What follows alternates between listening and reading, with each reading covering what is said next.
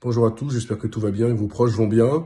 Un mot du marché parisien, on perd 2% actuellement, ce qui est tout à fait logique et classique. On avait gagné quasiment plus de 22% par rapport au plus bas d'il y a 10 jours.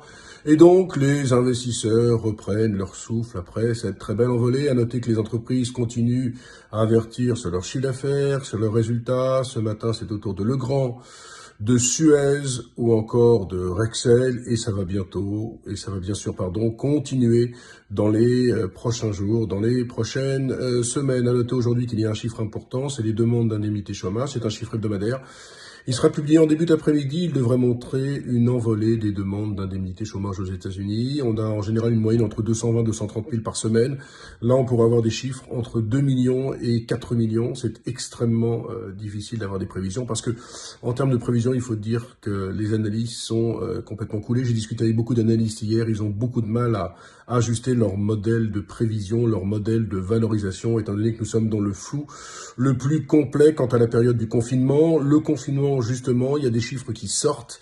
Quel impact sur le PIB? Combien ça pourrait coûter? Ce que l'on sait déjà, c'est qu'a priori, un mois de confinement, ça pourrait coûter 3 points de PIB à l'économie française.